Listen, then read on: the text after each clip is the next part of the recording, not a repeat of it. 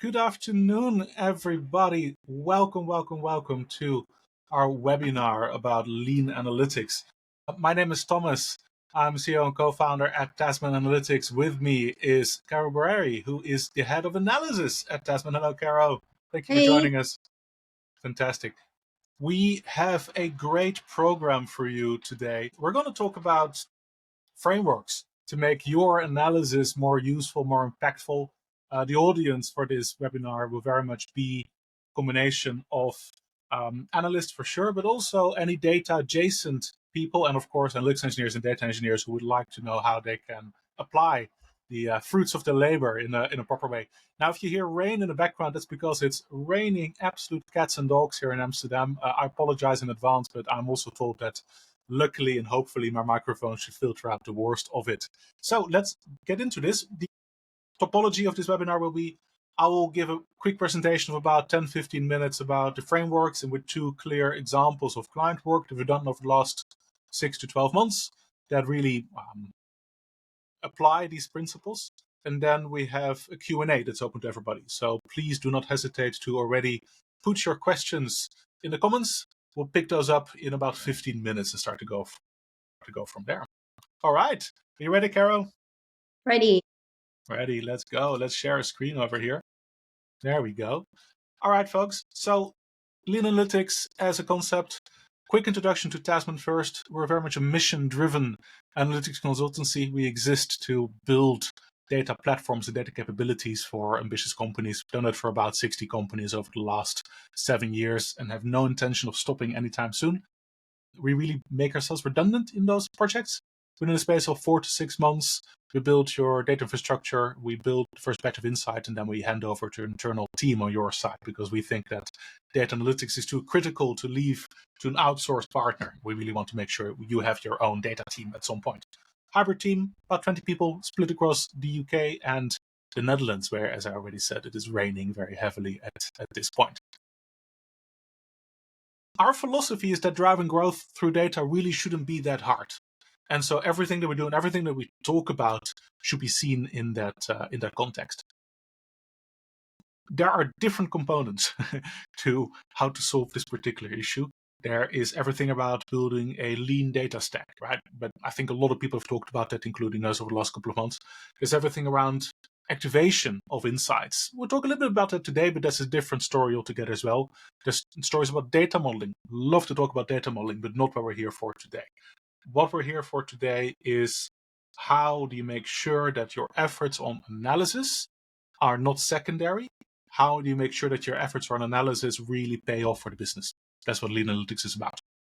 The realization for that is that while growth is hard for many businesses, it's even harder if you don't have focus. And that's the theme for all startups, because small businesses, all growing businesses, but particularly startups and scale-ups, resources are very scarce.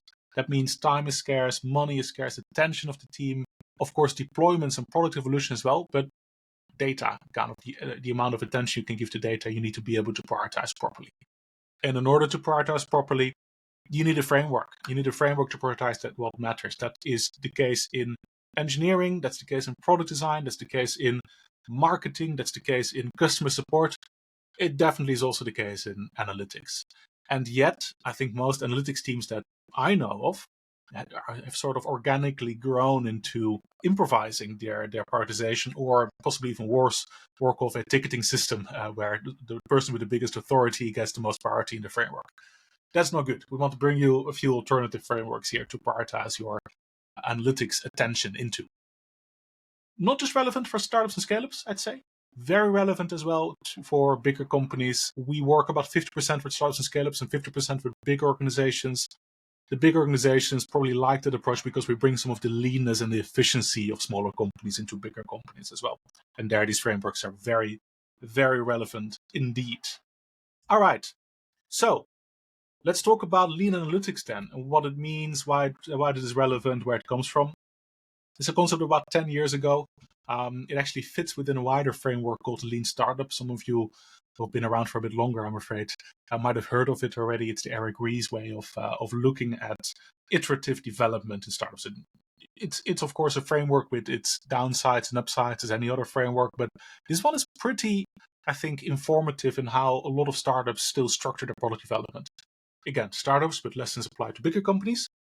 Mainly D2C as a sort of vehicle here, but the lessons also apply to higher volume business-to-business type of business models.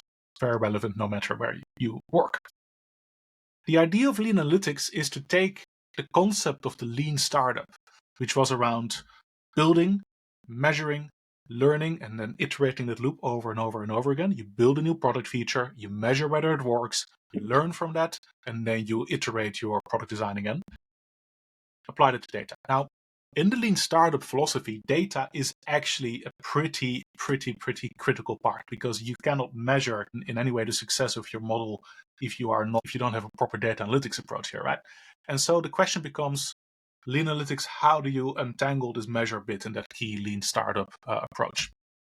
For us, in the framework here, this splits into 3 parts: hypotheses, validating those hypotheses, and then iterating on those. That's how you get your measurement frameworks correct. That's how you make sure that you can go to your product owners and tell them exactly how their new product features are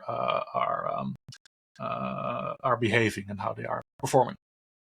Hypothesis is very important. Every piece of analysis that we run at Tasman is hypothesis driven. Right? We don't just go out and try to explore a bunch of raw data and then see what the trends are and that sort of stuff. It almost never really works. Good analysis needs to be hypothesis driven one way or the other. The validation, we'll talk about in a second. And then the iteration is important because it allows you to sort of keep iterating against particular metrics, make sure that you are aware that because you're in a growth stage in the startup, probably the metrics you're looking at today are quite different from what you'll be looking at in January or in March next year. So making sure you iterate rapidly, go from there. How do you validate the learning? This is where the first proper framework comes in. It's the R framework, pirate framework, as people used to call it. It's really about looking at the value chain, sort of the entire setup of your business, and making sure that you understand the different components in there. So typically companies will split their teams or the team's responsibilities in these 5 components, or slightly different versions of these, of course, as well. Acquisition, how do you find new users? Activation, first interactions, how you make sure that that is as optimal as possible. Retention of your users, making sure that people are engaged. How do you grow? Viral growth models, everything that is referral based, one way or the other sits in there as well. And then, of course, how people pay for your product so you make a business on the back of all of this. This really allows you to understand, is my product feature that I'm building, in what stage of this funnel framework is it to be found? Is it something that I'm building to improve acquisition? Is it something I'm building to increase the chances of good referrals? Is it something I'm building that increases the retention of customers? Very different approaches. And this is where the second framework comes in as well, which is how do you measure the impact of your new features or of your startup's efforts in each of these 5 funnel stages. And that's where the one metric that matters comes in. So imagine that you have 5 different teams here, focus on these 5 different funnel components. Each of these 5 teams will almost certainly need to look at a different metric in order to understand whether what they're doing is working or not. For acquisition, that could be organic traffic growth rate. For activation, could be percentage that completes onboarding of your new users. Retention could be the minutes active in 7 days after the onboarding is complete. Referrals could be net promoter score. Revenue could be customer lifetime value, and so on and so on. These metrics, they're very specific. They're almost all of them scalar in the sense that it's a number that you can look at and that you can see improve or decrease or not improve over time. These metrics are also quite opinionated. So this is all a function of what the levers are that are at your disposal. If you have a business that is very dependent on organic traffic, then of course organic traffic growth rate makes sense to see whether your organic efforts in brand marketing are paying off. If you have a business that primarily relies on Facebook advertising, then this is not that great of a metric. You might want to choose cost per install, for instance, as the metric to pursue here, even though that is a terrible metric for different reasons that we won't go into today. Same with things like referrals. Net promoter score is one that's used if a lot of your referrals are organic by word of mouth. You might build a bit of a viral growth model where your referrals are mainly based on discount codes. Well, that's a different way of measuring referrals and going from there. So the first job in this framework is in each of these teams, for each of these spheres of responsibility, what is the metric that matters over here? What's the one metric that matters? And don't forget, this might change. Your referral strategy might change. Maybe 3 months from now, there's a different metric that matters. But at any point in time, if you're supporting as an analyst growth teams in your business, figure out what the one metric that matters is for that growth team and go from there. This is not the same as North Star metrics. North Star metrics are company-wide. They are set typically by the founder or someone very close to the founder to orient the whole business. And North Star metric could be, for the next 6 months, we're really focused on decreasing cost of acquisition. That could be a North Star metric. Top line revenue of retained users could be a North Star metric. Yep. You might have different metrics that matter underneath, but the North Star metric is the thing that sits on top. It's also different from metric trees. Very different discussion again. Metric trees form the link between the different component metrics and measures that you have in your business that might start from a North Star metric and then try to map out if that North Star metric, say, is customer lifetime value, increased customer lifetime value. Then a metric tree will give you the different drivers of how you can increase lifetime value and what you need to measure in order to know whether you're on your way there or not. Different discussion. We're going to come back to metric trees over the next couple of weeks because it's a very interesting, rapidly moving topic. But for now, know that it is different from the one metric that matters here. There's other frameworks. HEART is another one that's, I think, if memory serves, it's about happiness, engagement, adoption, retention, task completion, and so on and so on. But this serves for now. At Tasman, the principles we follow here, how does this apply into Tasman? So we're very much data-driven. We really encourage our clients to make their decisions as data-driven as possible. It's often why we are hired in the first place. We love our iterative approach, so we make sure that everything we do is as iterative and lean as possible. Early feedback or fail is a philosophy there. And we focus on these key metrics. We always identify every single piece of analysis has a clear focus on what's the one metric here that we're trying to improve or that we're trying to measure.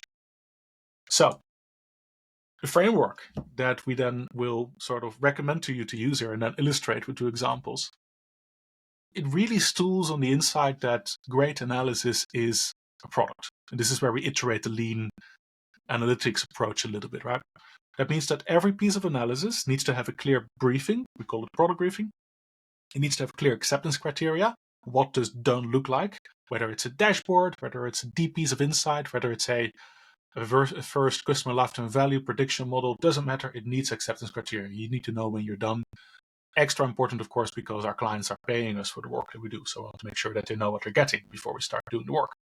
And the third part is, of course, that the deliverables need to be defined as well. What are you actually going to achieve in this particular project? Different from acceptance criteria. Deliverables is about scope. The 2 component parts then that we build and follow in each of these analysis products is first, we build a structure. So we make sure we understand the problem. We make sure we understand where in that value chain it sits. We make sure to understand what great looks like in this particular product iteration, for instance, or in the product development ID for one of our clients. We make sure we understand how success is measured. We make sure that we understand what North Star metric is impacted by it. And then we make sure that we define the rigor of our analysis up front. And that means that we need to make sure we prioritize the insight. It also means that we need to make sure that we always know what recommendations the analysis is going to give us. The worst thing you can do as an analysis team, short of not doing analysis at all, is to do analysis that's irrelevant, that pops up with a bunch of shiny graphs, but doesn't really move the business bottom line or doesn't really make any recommendations or actionable advice pieces. So making sure you know in advance where that goes. This structure is different from scale. So structure could point towards, hey, you just need a quick bit of insight here. Minimal way of achieving this particular product is by, for instance, delivering one single number into the CMO because he wants to know what his cost per conversion actually was over the last month. That might not always mean a dashboard. The dashboard comes later. Scale comes later. Automation, iteration, that comes later as an idea here.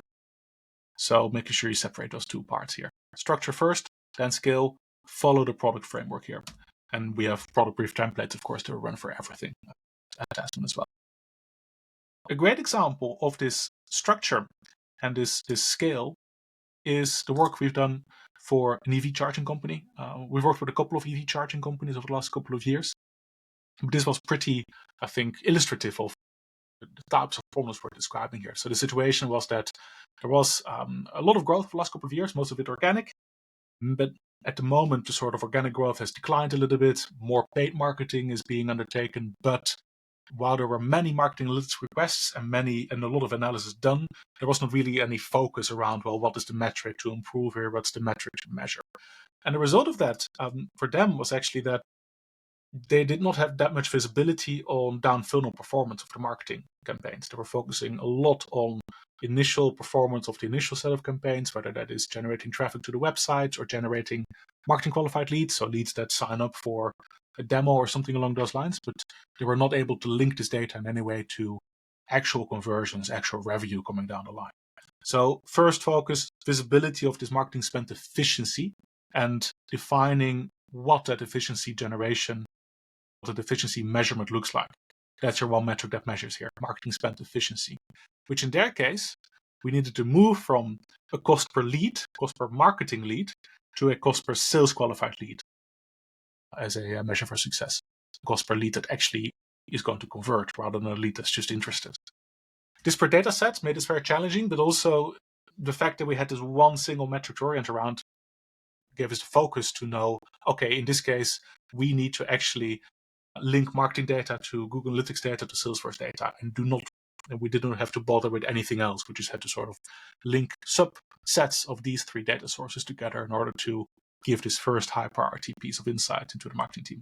And we did. So we were able to immediately reduce campaign spending in campaigns with low sales qualified lead conversion rates. And that is quite a good triumph because it doesn't just pay for a project, it really improves the business situation as well. And then in the scale part, so this was the build part, and the scale part, we're then able to put all of this into a nice dashboard and make sure the team uses it on a day-to-day, hour-by-hour basis as well. So that's one quick example of how this works. For those of you who joined us later, we're talking about lean analytics. We're talking about different frameworks that you can use for lean analytics. We're talking about the fact that focus in growing startups and growing companies is really important, and that lean analytics is a framework that allows you to prioritize what you can analyze and what you can look at. Okay. The other example. So this is more about a static piece of analysis. Or at least something that already fits within the value chain. Another example is for one of our favorite companies called Paired. They're a mobile app focused on relationships and how to improve relationships and measure them as well. So close to my heart because it came out of a few alumni of a company called Peak, where I used to work back in the day before founding Tasman. We had a lot of fun scaling growth engines at Peak, and some of that some of those principles have found their way into Paired as well. We worked with them for about a year, not just building up the data capabilities, but then focusing on analytics as well. While we're focusing on analytics, their revenue started declining quite drastically. So this is just a sample of what that looked like. Not just revenue declining, because there could be a function of marketing spend as well, but also return on ad spend was starting to decline quite rapidly. And concerningly, because they were actually deploying quite a few new initiatives at that point as well. So you'd expect the graph to go the other way. The question for us then was, well, is lean analytics going to be a framework here? How can we analyze the available data? What are the hypotheses to understand what drivers Paired should target so they can reverse this trend? And there, the approach that we took was actually fourfold, based on our lean analytics approach here, which was only possible because we had built the data platform, had put the sort of attribution engines in place already, so we had to nicely joined up data sets. First, focus on content performance. Was that going well? Second, the hypothesis was that the different stages of UA performed quite different over time. But trying to understand where that was going, what the top of funnel looked like, what the link with content strategy was, and so on and so on. They recently launched TikTok and other channels. What was the impact of those channels on the revenue number here? And then also those new channels, were they driving organic uplift or not? Now, we did about, I think, 6 or 7, Caro, different parallel streams of analysis here. But within weeks, we were able to very rapidly orient our analysis around these metrics that mattered. And we're able to come immediately to a set of recommendations around, go for a new content production flow because your top funnel is getting a bit weaker. Spend confidently on TikTok because that's where a lot of the new growth of revenue is coming from. Make sure your macro influencers are well established, because you grow from there as well. And then, of course, that led to Pear reaching its performance metrics. And that's where you see the revenue nicely upticking there again, and the ROAS upticking as well. So there, the lesson very much was very rapid iteration, understand your business context, use the data capabilities you have, and then iterate, build, measure, learn, hypothesis, validate, iterate, and go from there. All right, that was paired. The message I want to leave you with before we go into Q&A section here is the frameworks you have are only part of the solution. Focus is the most important thing that you have to think about. If you're an analysis team, you need to have, in our view, a sufficiently well-developed understanding of the business so you know what different value chain stages are, whether that's acquisition, engagement, activation, retention, referral, and so on and so on. Know more or less which team is responsible for those phases. Know what metrics these teams are looking at. So that's the one metric that matters framework. If you're working in a business that doesn't have that clearly defined, or if you're working in a bigger organization where that's not clearly documented or so, you could do a lot worse as an analysis team than to spend a bit of time, spend a few days mapping this out for yourself and then talking to the people in the acquisition team to try and understand how they orient their success metrics and so on and so on. So you have that internalized. And then you can base your prioritization framework really around that.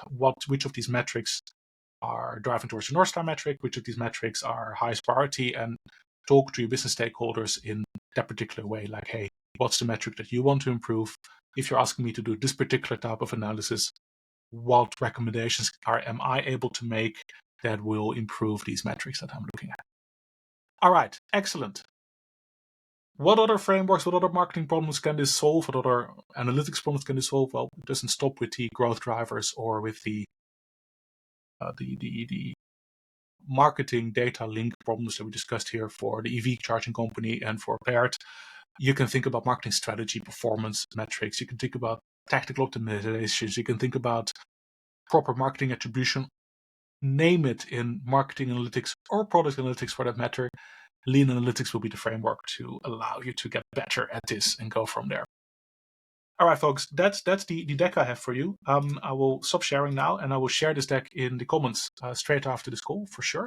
But now I suggest we have a look at the different questions that might have come in, and we got some questions that were sent to us in advance as well. So, Caro, I suggest we start with those, right? I think the first question that I have here is around the one metric that matters. So, I think Tommy asks, how can you find the one metric that matters when different teams across the business have quite different opinions? Well, I mean, I think we have encountered this way too many times, and we have learned from our not own mistakes, but also from our clients. So one of the key things that when we start any of the projects, one of the key things that we do is try to speak to as many as different teams as possible. Try to really understand where the company is going, trying to understand those business goals, and then when we talk about specific metrics for teams that are quite there is an overlap, like marketing and sales, for example. We do have in the past, what we have done is just to really understand the definitions that both of them have and try to guide them to align on what is the specific metrics, because it's important for them to really, when they are looking at, for example, MQLs, it's quite key for them to understand what the key definition of MQL for marketing, and it's the same thing for sales, and it's the same thing for when we talk about conversion rates. Like conversion rate can mean, as you said it before, it can mean an install for the acquisition team, but it can be subscriptions for the revenue team. So really understanding what are the hierarchy and what are the different definitions for those metrics is quite important.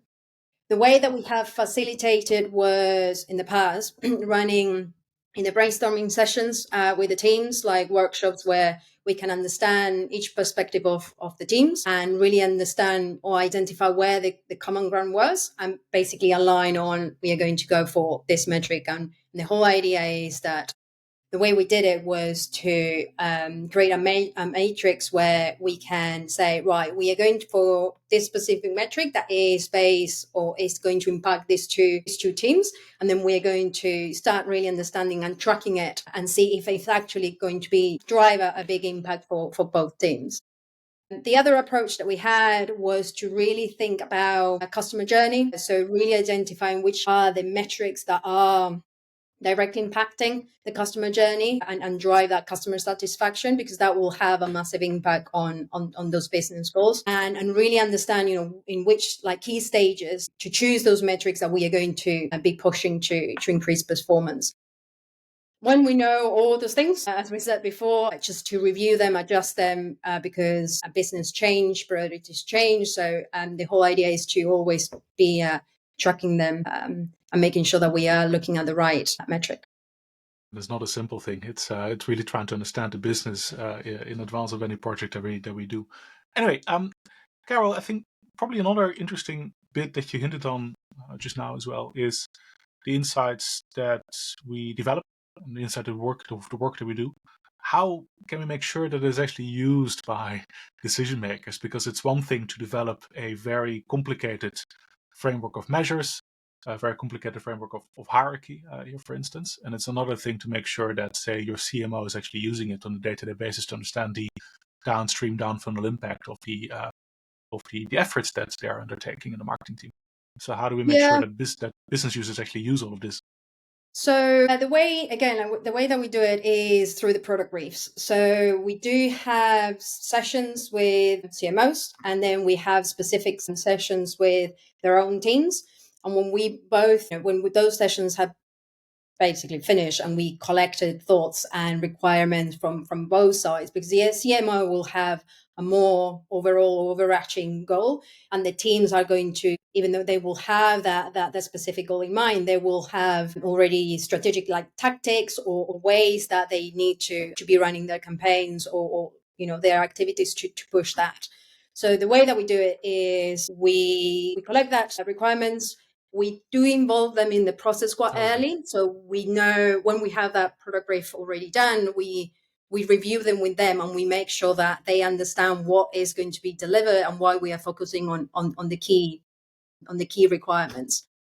We really understand their needs, like why are we going to be building this data product and how it's going to help them. We do base quite a lot of the data products on use cases, and we try to identify what is the primary use case that will drive that impact, soon. And we start iterating way after that. When we have all the data products done, or at least the proof of concept or what we call the prototypes, we do have a lot of handovers with the clients. We explain to them how we will use there. We go through the different type of business analysis that we did. We go through dashboards. Usually dashboards are quite self-serve, but they are quite guided. We do have UAT sessions that help them to really understand, if the tool, for example, is new, we help them to understand how to use the tool. If there are already quite quick insights that we can already see on the dashboard, usually because we know the use cases and we have been talking to them quite, during the whole process, it's easy for us to come up with a recommendation of try to do this, and then we can actually track it and see if the insight is being actioned. We can actually see the impact that it has. So it is a very dynamic, and I think communication, it is key for them to understand us and for us to understand what is required on their side. Correct, and I think the context I wanted to give as well is that most of our projects are auto-renewing sprints where our clients can cancel at any time. So if we mess up the communications of the result of a piece of analysis, that's bad. As in it doesn't just mean that the client is unhappy. It also means that we haven't really helped them in getting better at their product development, their business development, or their wider strategy. And that means that we organize the incentives for our project commercials around that as well. So we have a vested interest to make sure that we deliver actionable insights and actionable analysis on the back of all of this. Just one very last question here, Caro. As part of activation of insight, I think it's also important to balance the obvious need for very quick insight, particularly when a company is in very rapid scale mode, where they just don't have the 2 months it might take to build a big attribution model and a big proper measurement framework and so on and so on, to balance that against the need for deeper pieces of analysis that will go deeper, that might have that will be narrower as well in scope necessarily, and that might take longer to run and to build as well. Just quickly, what's the sort of prioritization framework we use in deciding when something needs a very rapid burst of quick analysis versus when it needs a deeper piece of analysis that might be us working on it for a few sprints? I think, well, we start with the prioritizing the question. So we need to really understand if the question, it will have an immediate answer, and it can be actioned right away. So first of all, I would say that, we start in that way. The whole idea is that you will have a question that can be answered with what already you have. So you might have, tools that, like GA4 or HubSpot, or you already have a data frame structure that allows you to do a little bit more of exploratory analysis, but always starting from that key question. And so sometimes it's way easy to say, right, if we do have a data set that joins data together, we can actually, leverage any BI tool that we have or any node that we have, and start creating like charts or graph or dashboards very quickly to really see if there is any key, based on the question, see if there is any key findings that we can communicate right away. When we do more deep analysis, is different. It's not really low-lying fruit, and it requires quite a lot of iteration with the client. Like, it is not just we start from one question. We can start from one question and make it quite quick analysis driven. But if we do find, some underlying trends or root causes that require more time or more complex techniques, we will approach it that way. But it's quite key. One of the things that we do quite a lot is when we do the deep analysis pieces, we do have ongoing sessions with the clients, because we can say, right, this is a bit weird, and just discard it. But they might know why there is a peak, or there is something decreasing on. It's that business context. Yep. Chart. So even in deep pieces of analysis, we still iterate. We still get the feedback in as early as possible. The worst thing you can do, folks, as an analyst, is to pretend you're a PhD student inside of your company and lock yourself up for 6 months to come back with the perfect solution to a particular business problem. That doesn't work. It almost never works. You need that quick feedback. You need the iteration. You need the context that only your business users can really bring. All right, and with that in mind, we are out of time. Thank you so much, everybody who joined us today.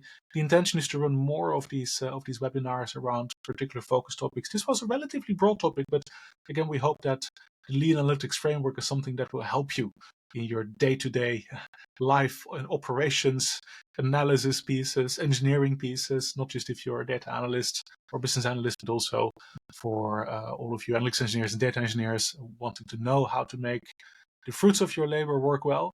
And of course, for any data adjacent role, whether it's leadership or somewhere else in a company, to know how to talk to your data team. And if you're, say, a product manager and you're slightly dissatisfied with the amount of insights your data team are bring them this framework. This is really sitting in the nice Venn diagram overlap between product and data analytics. So, hey, take it from me. It works. Try it out if you haven't already, and let us know how all of that was. Now, that's all we have for you today. So we really hope you will have a phenomenal rest of the week. In the run up to Christmas, of course, you're going to have a lot of Christmas parties, so enjoy those, and we'll see you in a few weeks as well. Good afternoon and goodbye.